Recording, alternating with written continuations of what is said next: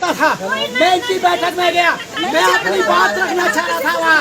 ये लोग हम पे हंसी उड़ा रहे, अंदर हंस रहे, हमारी बात को नहीं सुन रहे। उसी समय में भाजपा को अलविदा के लिए बाहर आया कि जब तुम हमारे दर्द को नहीं समझ सकते हो, जब तुम हमारे बच्चों के भविष्य के बारे में नहीं समझ सकते हो, तो हम तुम्हारी पार्टी को लात मारते अपने।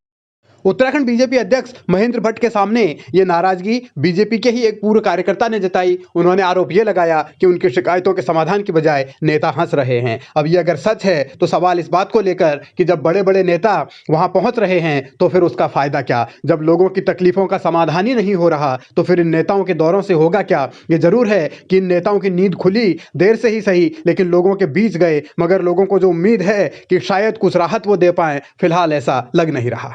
खुला विरोध करेंगे हम, मर जाऊंगा मैं। सरकार हमारी बॉडियों को फेंक दे पर मैं हटूंगा नहीं। मैं इनके खिलाफ बोलूंगा जो हमारा आक्रोश है। 5 किलो तो मोदी सरकार है, आप 10 किलो। जिन लोगों के घरों में दरार है उनका दर्द भी अपार है और इस संकट से वो बाहर कैसे निकलेंगे ये कोई नहीं बता सकता।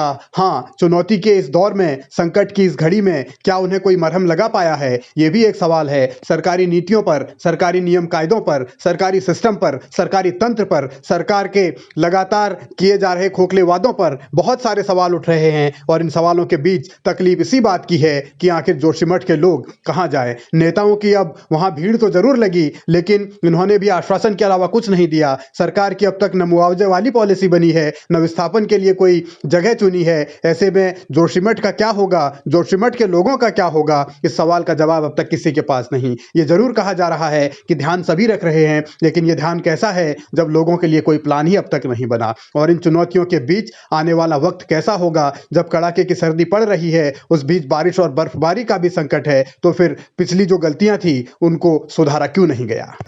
2021 से लोग मांग कर रहे थे कि वहाँ ट्रीटमेंट होना चाहिए, उसका रोक रुकाव होना चाहिए, ये जितने प्रोजेक्ट चल रहे बंद होने चाहिए। तात्कालिक विधायक और वर्तमान बीजेपी के अध्यक्ष माननीय भट्ट जी हैं, वो इतनी घटना के हटने के बाद 18 दिन से वहाँ आंदोलन चल रहे हैं। 9 तारीख को जोशीमठ पहुंचे। इससे उनकी सरकार और संगठन की गंभीरता को समझा जा सकता है। बर्बाद कर दिया है पूरे उत्तराखंड को। जब विपक्ष के साथियों के, एक तो पहले सर्वदलीय बैठक बुलाने का मेरे अभी साथियों ने सही कहा, सर्वदलीय बैठक बुला ले अच्छा होता, कैबिनेट बुलानी चाहिए थी। लोगों को कैसे राहत देंगे इस बात की बात होनी चाहिए। जहां प्रीतम सिंह जी के जाने पर लोगों को रखा गया था फौरी तौर पर कि भाई कुछ दिन की राहत हो जाएगी, यहाँ रहेंगे, एक कमरा दिया गया था, वहाँ शौचालय नहीं, बच्चों के लिए बिस्कुट और दूध नहीं, लोगों को भोजन नहीं।